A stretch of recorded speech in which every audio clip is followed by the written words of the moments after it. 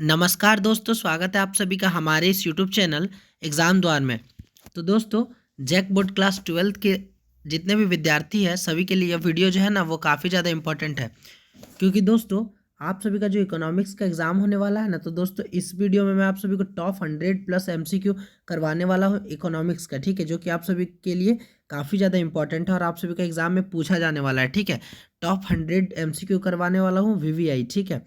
तो आप सभी से बस इतना ही रिक्वेस्ट है कि आप सभी चैनल को सब्सक्राइब नहीं करते हो, ठीक है, वीडियो को देखते हो, व्यू अच्छा खासा ला देते हो, लेकिन चैनल को सब्सक्राइब नहीं करते हो, ठीक है। तो चैनल को सब्सक्राइब कर दो और उसके बेल के आइकन को प्रेस कर दो, ताकि और भी अभी एग्जाम से रिलेटेड और इकोनॉमिक सब्जेक्ट का भी और भी वीडियोस चैनल पर अपलोड होने वाला है। तो दोस्तों, ताकि वीडियोस के नोटिफिकेशन जो है वो सबसे पहले आप तक पहुंच जाए, ठीक है। तो चलिए वीडियो को स्टार्ट करते हैं बिना देरी करते हुए, ठीक है। और चलिए चलते हैं पहला क्वेश्चन की तरफ। और एक बार बता देता हूँ दोस्तों, आप सभी मिलकर जो है चैनल को सब्सक्राइब कर दीजिए, ठीक है, और वीडियो को लाइक कर दीजिए और कमेंट करके बताइए कि आप सभी को कैसा वीडियो चाहिए। और एक बार बता रहा हूँ, चैनल को सब्सक्राइब कर दो, ठीक है। तो चलिए चलते हैं फर्स्ट क्वेश्चन की तरफ। तो देखो गाइस, जो आज का वीडियो है ना इकोनॉमिक्स का, वो थोड़ा लॉन्ग होने वाला है, ठीक है, लेकिन उतना ही आप सभी के लिए ज़्यादा अच्छा होने वाला है, ठीक है। दोस्तों, आज की इस वीडियो में मैंने जैसे कि आप सभी को बताया कि सारा एमसीक्यू क्वेश्चन करवाऊंगा और दोस्तों चैप्टर वाइज करवाने वाला हूँ, ठीक है, आप सभी का चैप्टर वाइज क्वेश्चन करवाऊंगा। तो चलिए चलते हैं। जो हमारा पहला चैप्टर है देख लीजिए। पहला चैप्टर का नाम है विशिष्ट सूक्ष्म अर्थशास्त्र एक परिचय, ठीक है। तो इससे जितना भी ऑब्जेक्टिव क्वेश्चन कलेक्ट किया हूँ सभी को करवाऊंगा, ठीक है।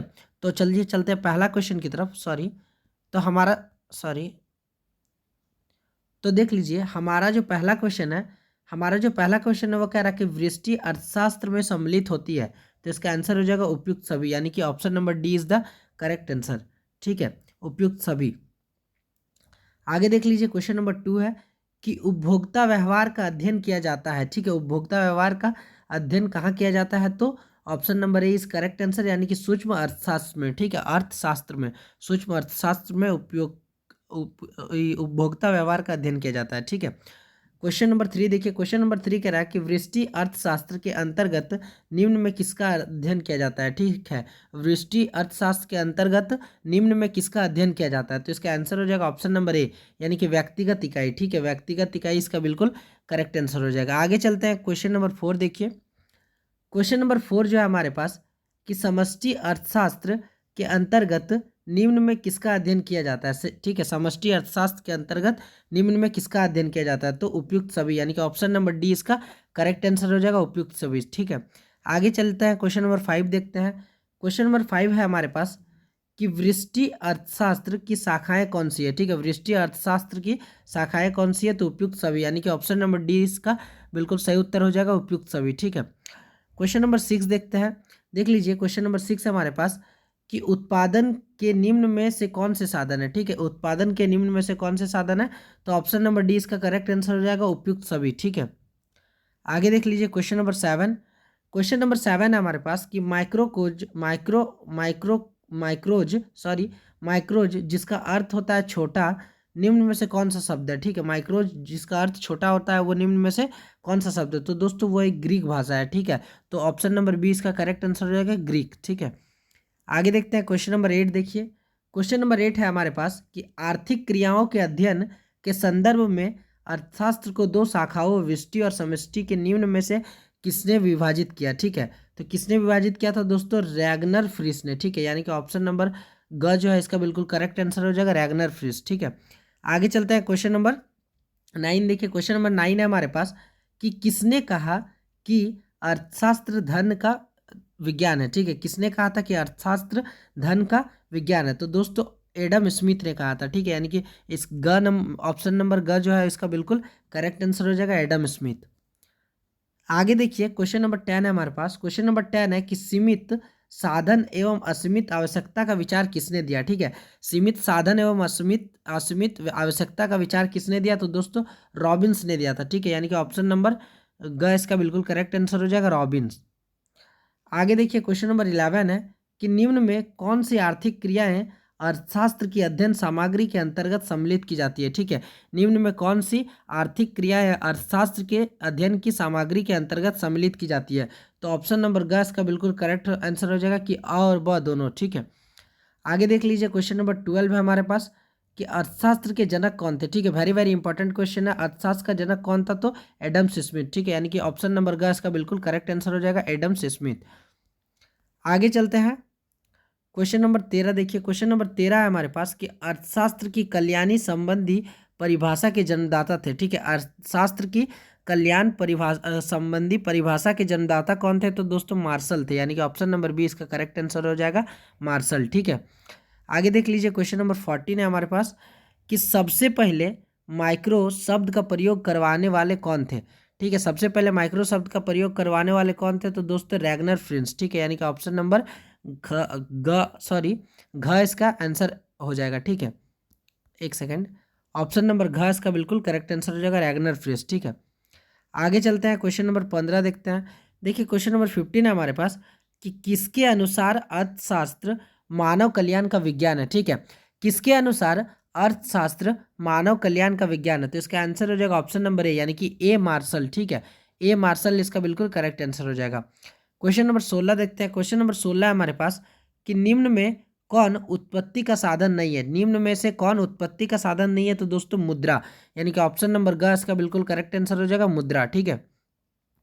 आगे देख लीजिए, आगे क्वेश्चन 17 है कि विष्टि अर्थशास्त्र में निम्न में से कौन निम्न में किसका अध्ययन किया जाता है, ठीक है। तो इसका आंसर हो जाएगा इनमें से सभी, यानी कि घ नंबर ऑप्शन जो है इसका करेक्ट आंसर हो जाएगा। आगे देख लीजिए, क्वेश्चन नंबर 18 है हमारे पास। क्वेश्चन नंबर 18 है कि अर्थशास्त्र की विषय वस्तु का अध्ययन किन शाखाओं के अंतर्गत किया जा रहा है, ठीक है। अर्थशास्त्र की विषय वस्तु का अध्ययन किन शाखाओं के अंतर्गत किया जा रहा है, तो उपरोक्त दोनों इसका करेक्ट आंसर हो जाएगा, यानी कि विष्टि अर्थशास्त्र भी हो जाएगा और समष्टि अर्थशास्त्र भी हो जाएगा, ठीक है। तो ये हो जाएगा इसका बिल्कुल करेक्ट आंसर। क्वेश्चन नंबर 19 है हमारे पास कि निम्न अर्थशास्त्री में कौन से कल्याणवादी विचारधारा के नहीं है, ठीक है। निम्न अर्थशास्त्री में कौन से कल्याणवादी विचारधारा के नहीं है, तो इसका आंसर हो जाएगा जे बी से, ठीक है। यानी कि ऑप्शन नंबर ए इसका बिल्कुल करेक्ट आंसर हो जाएगा। क्वेश्चन नंबर 20 है हमारे पास कि किसने कहा था कि अर्थशास्त्र कभी वास्तविक विज्ञान होता है और कभी आदर्श विज्ञान, ठीक है। तो दोस्तों फ्रेडमैन ने यह कहा था कि अर्थशास्त्र कभी वास्तविक विज्ञान होता है और कभी आदर्श विज्ञान हो जाता है, ठीक है। तो इसका आंसर हो जाएगा ऑप्शन नंबर बी, ठीक है, फ्रेडमैन। इसको आप लोग नोट कर लीजिए। तो दोस्तों सब पहला चैप्टर इसी के साथ जो हम लोग का ये जो चैप्टर करवा रहे थे आप सभी को, ये माइक्रो इकोनॉमिक्स वाला, माइक्रो सूक्ष्म अर्थशास्त्र एक परिचय वाला, इसका जितना भी ऑब्जेक्टिव क्वेश्चन कलेक्ट किया था ये कंप्लीट होता है, ठीक है। अब चलते हैं क्वेश्चन अगला चैप्टर की तरफ, ठीक है, अगला चैप्टर की तरफ। तो दोस्तों उससे पहले मैं आप सभी को एक चीज़ कह देना चाहूँगा कि देखिए मैं चैप्टर वाइज इसलिए आप सभी को सारा एमसीक्यू बता रहा हूँ क्योंकि आप सभी का एमसीक्यू जो है ना वो चैप्टर के बीच से ही पूछा जा रहा है, ठीक है। और कुछ कुछ प्रीवियस ईयर रह रहा है और बाकी सब चैप्टर के बीच से ही पूछा जा रहा है। तो इसीलिए आप सभी को जितना हो सके चैप्टर वाइज ही एमसीक्यू करवा रहा हूँ इकोनॉमिक्स का, ठीक है। तो आप लोग कर लो, यहाँ से आप सभी का 70% कहीं नहीं जाएगा, ठीक है, जो आप सभी का एग्जाम में एमसीक्यू पूछा जाने वाला है। अगला जो चैप्टर है अर्थव्यवस्था एवं उसकी केंद्रीय समस्या है, ठीक है। फर्स्ट क्वेश्चन है निम्न में किस आधार स्तंभ पर आर्थिक समस्याओं का ढांचा खड़ा है, तो इसका आंसर हो जाएगा ऑप्शन नंबर ग, क ख और दोनों, यानी कि असीमित आवश्यकताएं और सीमित साधन। आगे देख लीजिए, आगे जो हमारा क्वेश्चन है क्वेश्चन नंबर 2 कि निम्न में से कौन सा कथन सही है, ठीक है। निम्न में से कौन सा कथन सही है, तो इनमें से सभी, यानी कि option number A, option number B, option number C तीनों हो जाएगा, यानी कि इसका राइट आंसर हो जाएगा इनमें से सभी, ठीक है। आगे देखिए क्वेश्चन नंबर 3 है हमारे पास। क्वेश्चन नंबर 3 है कि अर्थव्यवस्था की केंद्रीय समस्याएं कौन सी है, ठीक है। अर्थव्यवस्था की केंद्रीय समस्याएं कौन सी है, तो ऑप्शन नंबर ए भी इसका करेक्ट आंसर हो जाएगा, ऑप्शन नंबर बी भी, ऑप्शन नंबर सी भी, यानी कि उपयुक्त सभी इसका बिल्कुल करेक्ट आंसर हो जाएगा। देख लीजिए क्वेश्चन नंबर 4 है हमारे पास कि आर्थिक समस्या मूलतः किस तथ्य की समस्या है, ठीक है। आर्थिक समस्या मूलतः किस तथ्य की समस्या है, तो इसका आंसर हो जाएगा ऑप्शन नंबर ए, यानी कि चुनाव की, ठीक है। आगे देख लीजिए हमारे पास क्वेश्चन नंबर 5 है कि साधन की प्रमुख विशेषताएं कौन सी है, ठीक है। साधन की प्रमुख विशेषताएं कौन सी है, तो ऑप्शन नंबर ग जो है इसका बिल्कुल करेक्ट आंसर हो जाएगा, यानी कि क और ख दोनों, ठीक है।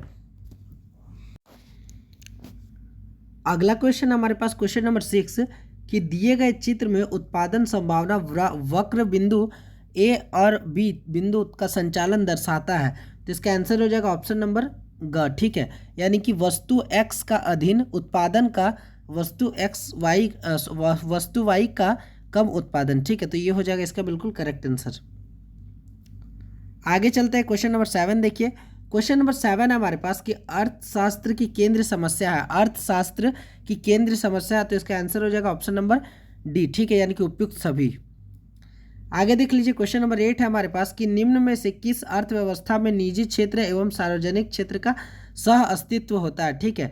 निम्न में से किस अर्थव्यवस्था में निजी क्षेत्र एवं सार्वजनिक क्षेत्र का सह अस्तित्व होता है, तो इसका आंसर हो जाएगा ऑप्शन नंबर ग, यानी कि मिश्रित, ठीक है।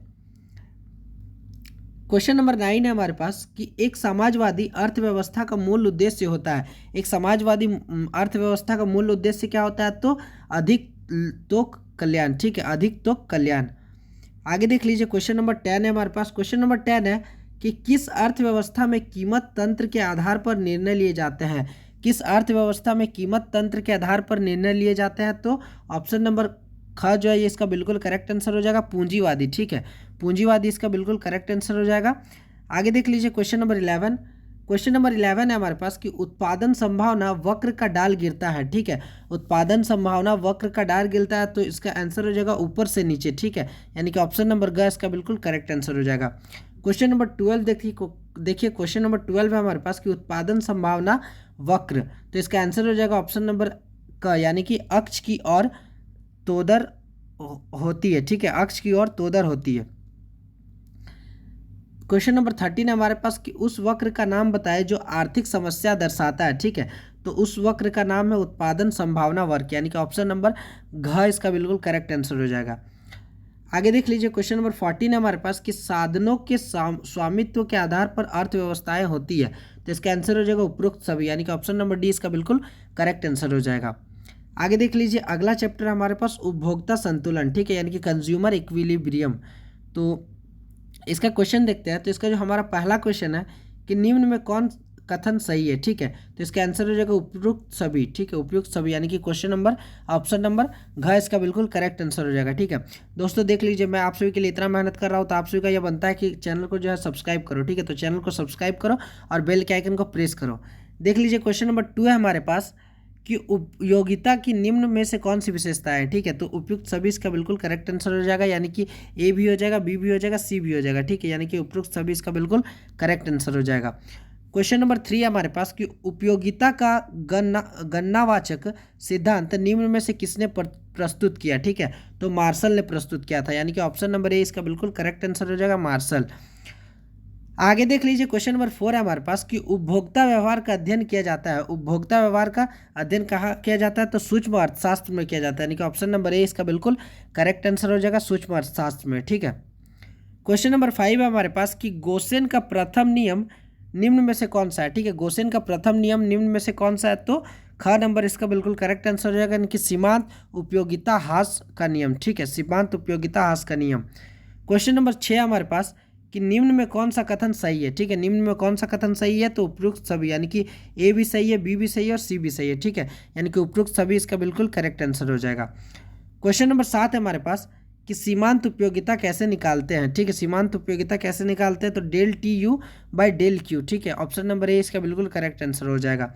क्वेश्चन नंबर 8 है हमारे पास कि जब कुल उपयोगिता अधिकतम होती है तब सीमांत उपयोगिता क्या होता है, तो शून्य होती है, ठीक है, जब कुल उपयोगिता अधिकतम होती है तो सीमांत उपयोगिता जो है वो शून्य होती है, यानी कि 0 होती है, ठीक है।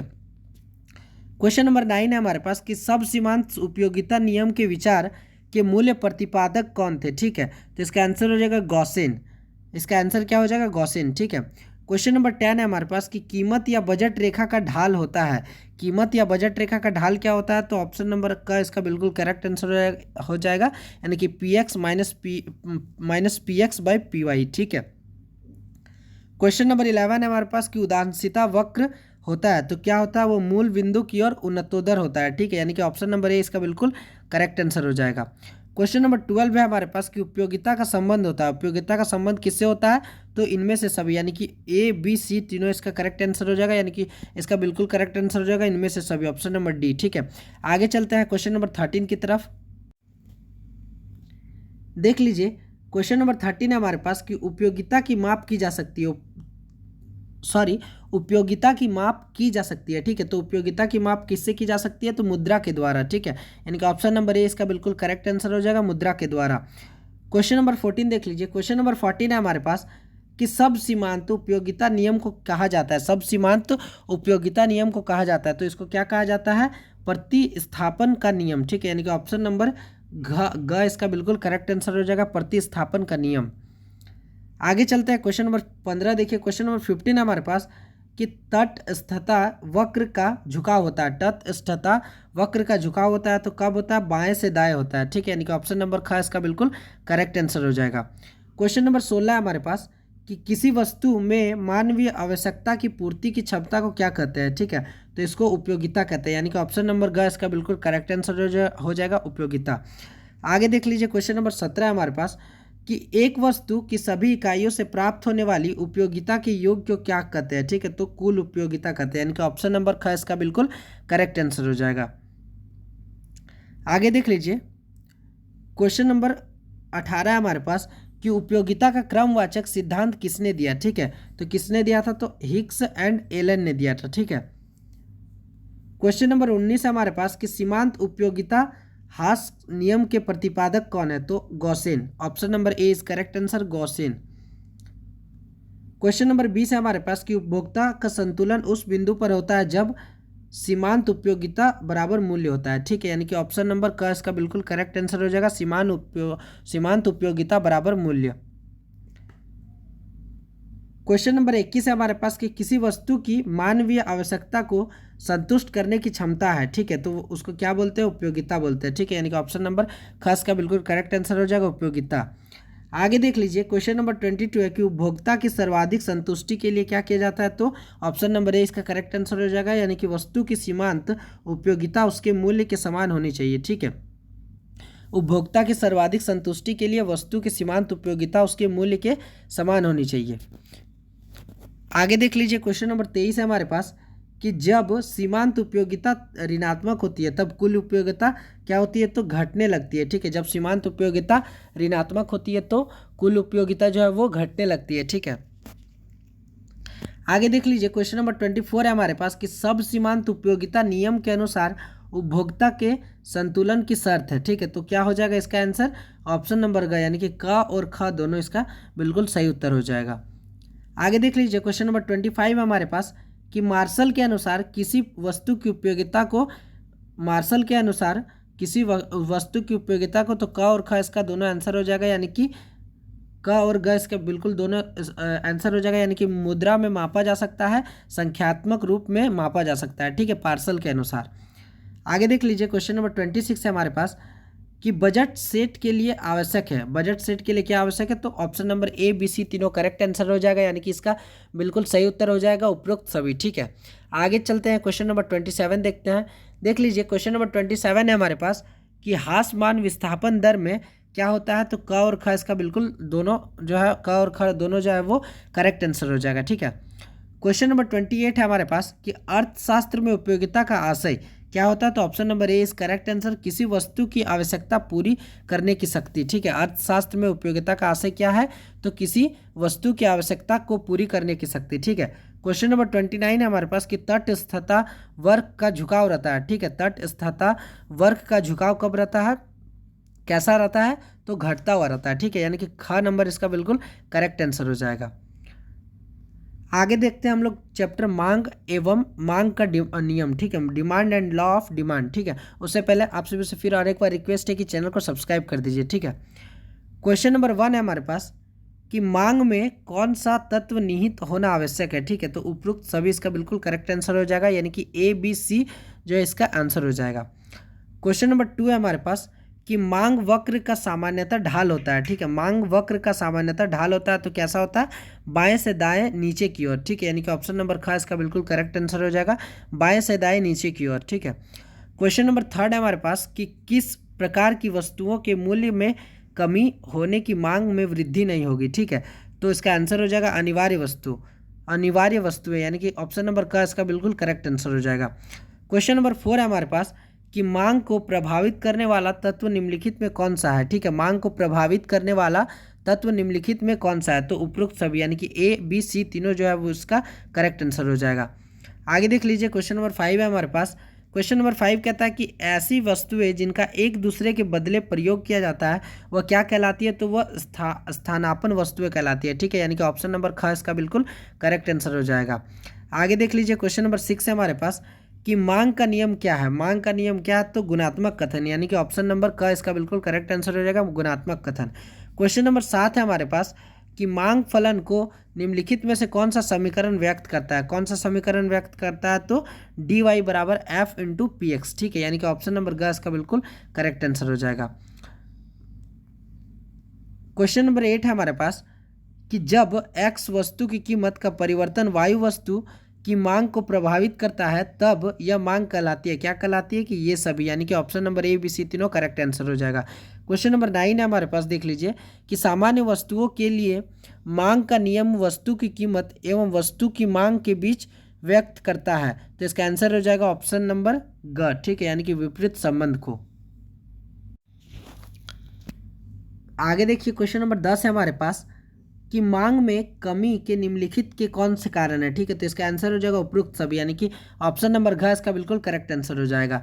आगे देख लीजिए क्वेश्चन नंबर 11 है हमारे पास कि कॉफी के मूल्य में वृद्धि होने से चाय की मांग क्या होता है? तो बढ़ती है, ठीक है, कॉफी के मूल्य में वृद्धि जब होता है, कॉफी का जो दाम बढ़ता है तो चाय का भी दाम जो है बढ़ता है, ठीक है। आगे देख लीजिए क्वेश्चन नंबर 12 है हमारे पास कि मांग में संकुचन तब होता है जब ऑप्शन नंबर ए कीमत बढ़ती है और मांग घटती है, ठीक है, तो ऑप्शन नंबर का इसका बिल्कुल करेक्ट आंसर हो जाएगा।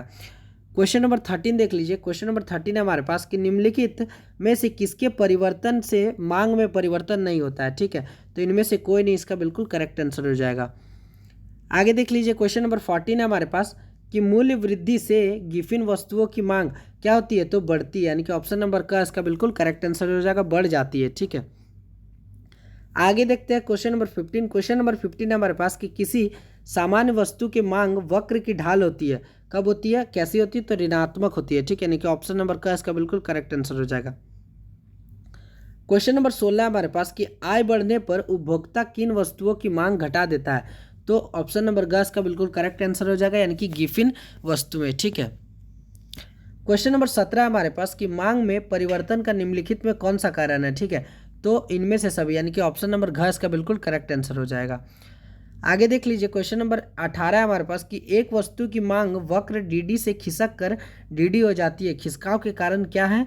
तो ऑप्शन नंबर घ इसका बिल्कुल करेक्ट आंसर हो जाएगा, यानी कि प्रतिस्थापन वस्तु की कीमत बढ़ना हो सकता है, ठीक है, प्रतिस्थापन वस्तु की कीमत बढ़ना हो सकता है। आगे देखते हैं क्वेश्चन नंबर 19। क्वेश्चन नंबर 19 देख लीजिए, क्वेश्चन नंबर 19 है हमारे पास कि पेट्रोल की कीमत बढ़ जाने पर कार का मांग वक्र खिसक जाता है, ठीक है, किधर खिसक जाता है? तो बाई तरफ खिसक जाता है, यानी कि ऑप्शन नंबर ग इसका बिल्कुल करेक्ट आंसर हो जाएगा, बाई तरफ।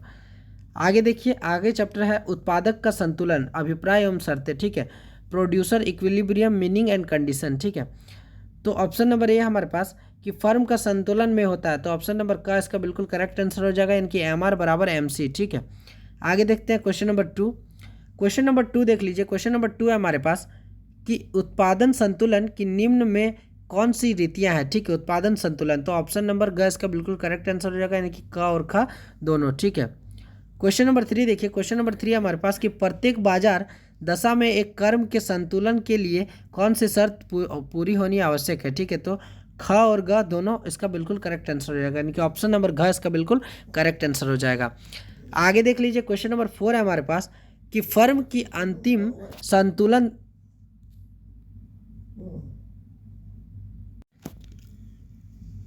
अगला क्वेश्चन है हमारे पास कि फर्म की अंतिम संतुलन दशा में क्या होता है? तो ऑप्शन नंबर ख इसका बिल्कुल करेक्ट आंसर हो जाएगा, कि एमसी एवं एमआर को नीचे काटता है, ठीक है।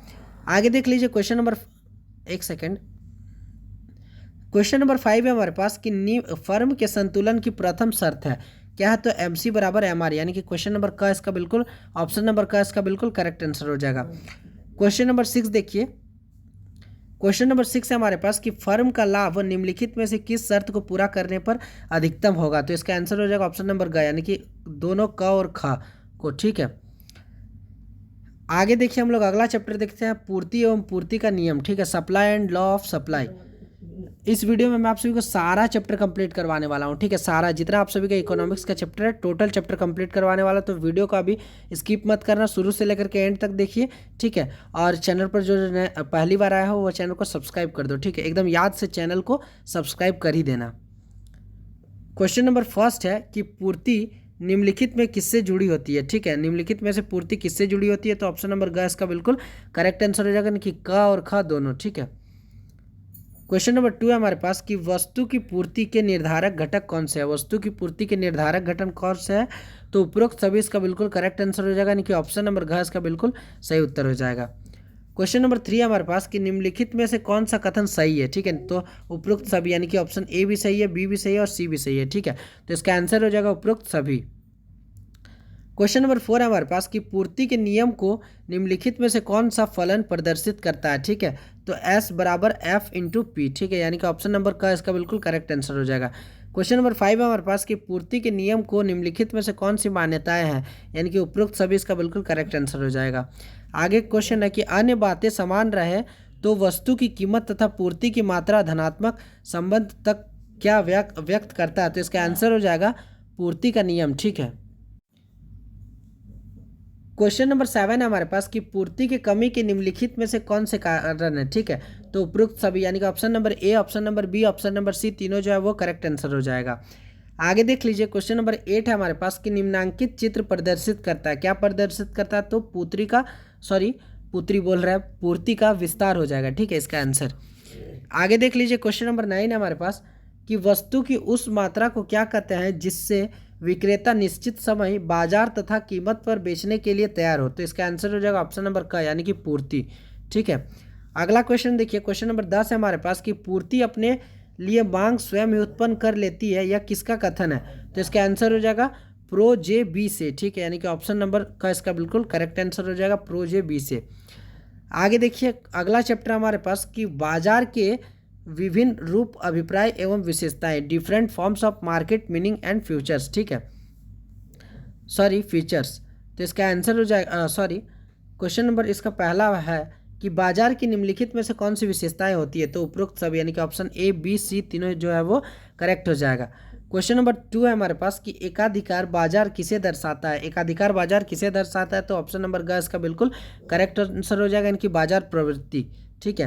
क्वेश्चन नंबर 3 हमारे पास कि बाजार स्थिति जिसमें वस्तु का केवल एक क्रेता होता है, ये क्या हो जाएगा, मोनोपोसोनी, ठीक है, यानी कि ऑप्शन नंबर ख इसका बिल्कुल करेक्ट आंसर हो जाएगा। क्वेश्चन नंबर 4 है हमारे पास कि किस बाजार में वस्तु विभेद पाया जाता है, ठीक है, तो कौन से बाजार में, तो एकाधिकारी प्रतियोगिता में, ठीक है, यानी कि ऑप्शन नंबर का घ इसका बिल्कुल करेक्ट आंसर हो जाएगा। अथवा में एक क्वेश्चन दिया हुआ है कि विभेद उत्पादन इसकी एक व्यवस्था है, ठीक है, तो ऑप्शन नंबर ग आंसर हो जाएगा कि एकाधिकार की। आगे देख लीजिए क्वेश्चन नंबर 5 है हमारे पास कि पूर्ण प्रतियोगिता में निम्नलिखित में कौन सा कथन सही है, तो उपरोक्त सभी, यानी कि ऑप्शन नंबर डी इसका बिल्कुल करेक्ट आंसर हो जाएगा, उपरोक्त सभी। आगे देखिए क्वेश्चन नंबर 6 है हमारे पास कि एकाधिकार की निम्नलिखित में से कौन सी विशेषता नहीं है, ठीक है, तो ऑप्शन नंबर ए इसका बिल्कुल करेक्ट आंसर हो जाएगा, कि एक क्रेता और अधिक विक्रेता। क्वेश्चन नंबर 7 है हमारे पास कि एकाधिकार के लिए निम्नलिखित में कौन सा कथन सही है, तो ऑप्शन नंबर घ इसका बिल्कुल करेक्ट आंसर हो जाएगा, यानी कि उपरोक्त सभी। क्वेश्चन नंबर 8 है हमारे पास कि एकाधिकारी प्रतियोगिता की निम्नलिखित में से कौन सी विशेषता है, तो ऑप्शन नंबर डी इसका बिल्कुल करेक्ट आंसर हो जाएगा, यानी कि उपरोक्त सभी। क्वेश्चन नंबर 9 है हमारे पास कि जिस बाजार में स्वतंत्र प्रवेश तथा बहिर्गमन हो उसका नाम है, क्या नाम है, तो पूर्ण प्रतियोगिता का बाजार, यानी कि ऑप्शन नंबर ग इसका बिल्कुल करेक्ट आंसर हो जाएगा। आगे चलते हैं क्वेश्चन नंबर 10 देखते हैं। क्वेश्चन नंबर 10 हमारे पास कि किसमें क्रेताओं और विक्रेताओं की संख्या बड़ी होती है, अथवा बड़ी संख्या में क्रेता विक्रेता होते हैं, तो क्या होते हैं, तो ऑप्शन नंबर क और ख दोनों जो है वो बिल्कुल करेक्ट आंसर हो जाएगा, यानी कि ऑप्शन नंबर ग इसका बिल्कुल करेक्ट आंसर हो जाएगा। आगे देख लीजिए क्वेश्चन नंबर 11 है हमारे पास कि पूर्ण प्रतियोगिता में क्या स्थिर रहता है, तो क्या स्थिर रहता है, तो AR तथा MR दोनों, ठीक है, यानी कि ऑप्शन नंबर घ इसका बिल्कुल करेक्ट आंसर हो जाएगा।